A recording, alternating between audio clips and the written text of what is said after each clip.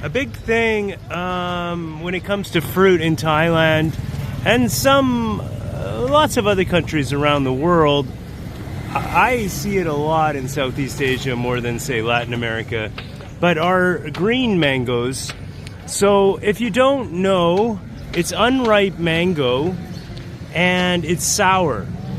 And for a long time as a traveler around the world, I thought, why are these people doing this to the mango? Why don't they just have some patience and let it ripen to its juicy, sweet, natural state? Well, I'll tell you, it's a lot easier for them to pick an unripe mango and it lasts longer, and ultimately even that green unripe mango will ripen and become juicy. But if you pick something at the perfect time for its juiciness, it doesn't have that long of a shelf life. So that's one of the reasons, and I've come to accept it and open my heart to it. I just accept it as sort of two different fruits. There's the sour green mango, and there's the fully ripened, juicy, sweet mango. And by the way, there are about 200 species of mango around the world, so enjoy it. Here's another one. This one I don't know the name of, but this is super sour. This has been soured on purpose. It's pickled, and it is intense. You should try it. Lots of people don't like it, including me, Henrik. This is Longan.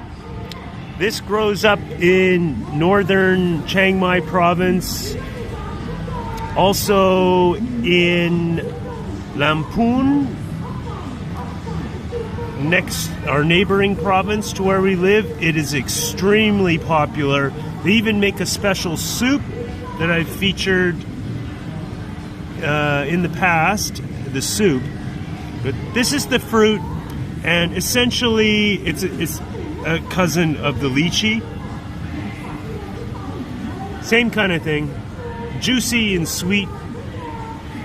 Just peel back that easy skin layer and enjoy some of that sweetness. Longan. If you like pineapple, this is how they grow. A lot of people don't realize. In the ground.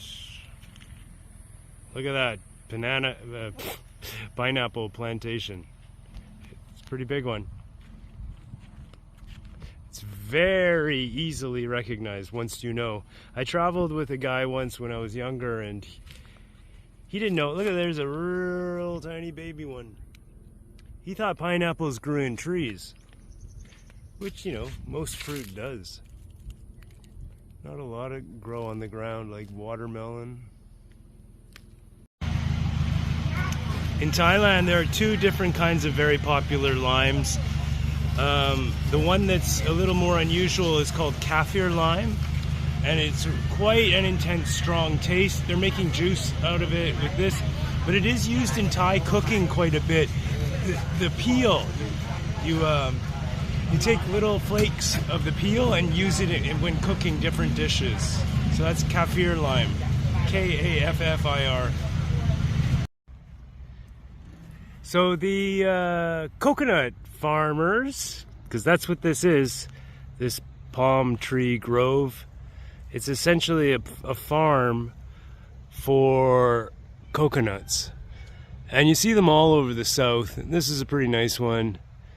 The only problem with me wandering about in it is there are cows and bulls, and this bull is a little bit anxious and doesn't like my presence too much, and he could be strong enough to break that rope, so I don't know how much closer. Look at, he's like looking right at me.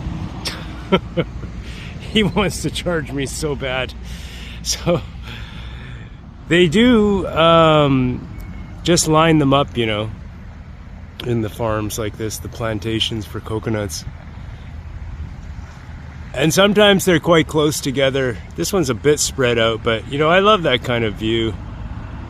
It's like we don't get that in the north, in Chiang Mai area, Chiang Mai province. And one of the great things I forgot to mention, well, it would come up, but Coconut milk is used a lot in the cooking, and it's one of the reasons that local people harvest. It's not for export or even sending it around the country, it's just for local use, the coconuts. So yeah, like I bought massaman last night, a curry, not too spicy massaman, but definitely made with coconut milk, and delicious.